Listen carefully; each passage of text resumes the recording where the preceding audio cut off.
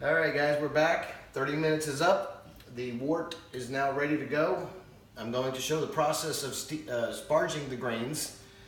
Basically, we're just going to take some hot water and rinse the grains off, and then we can discard the grains.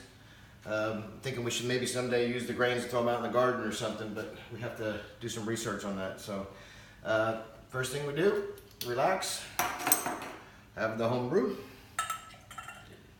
And this is still that bottle, just so you know, it's the same bottle of Covfefe. Cheers.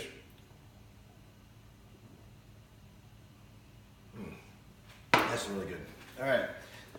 So, one thing I did forget to mention is we need for the sparging process, and I just figured this out recently, to help the drippings in the process. I'll be able to actually rest the bag on this. The stuff will drain in here, and I can go ahead and pour it in. I'm trying to capture all of the stuff I can from the grains. So what I've got over here also is a pot of boiling water that I'm going to pour in here and then bring it up to about a gallon from the hot water in the sink. And that's what I'm going to use to sparge the grains. Now it needs to be, you want them about 167. You want it about 167 for the temperature. So I'm going to use this to measure that. This water is boiling, 160, 180. Yeah, it's boiling, like I say, got two something at this point. So, set this over here, and here we go. Hot boiling water, be careful. And then you want to get it in here. I got to figure out a better way to do this, maybe a funnel, because I lose a lot of it trying to pour it. So go ahead and get this in my pouring jug, which is basically 200-degree water at this point.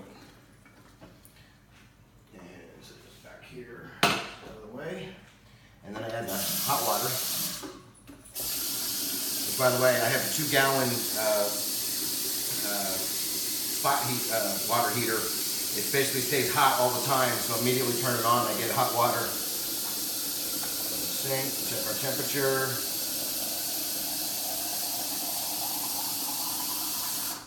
All right, it's 162, 164, 166, right about 168.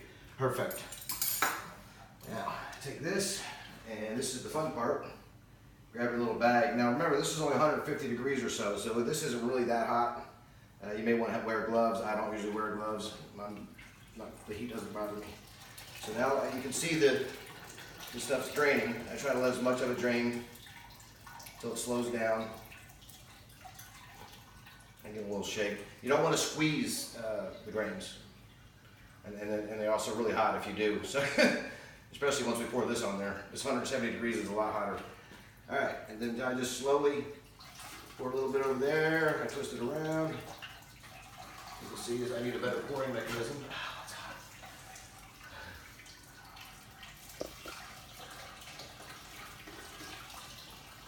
Letting it drain. Kind of rinse those grains. You can see the darkness coming out of them. You really want to try to get it to where that's almost clear with about a good gallon of hot water.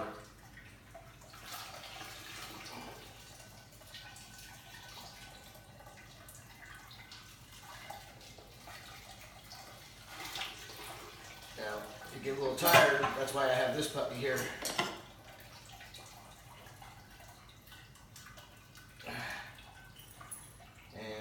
To do is because you got to bring this to a boil.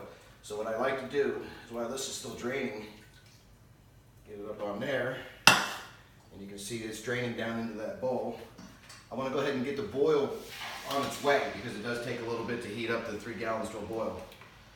Put it on high, letting this drain for a minute, give my arm a rest, and I can bring this on over here.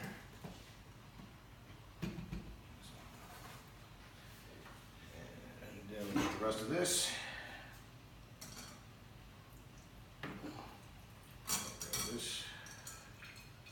Still draining. Up into the bowl. Spin this puppy up. Spin him up. There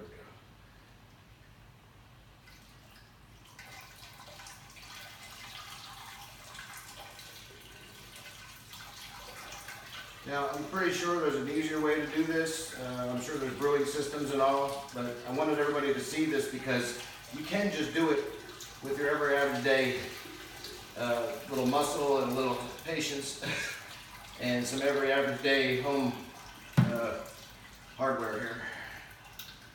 Alright, so I'm going to let him drain out. So at this time, it's heating up. I'm trying to get to the boil as well, and I'm just finishing out the process of this. I like to do things where they overlap. It saves some time. I've got it down to a pretty good efficient. It takes about 3 hours from the time I start to the time I finish, which isn't too bad.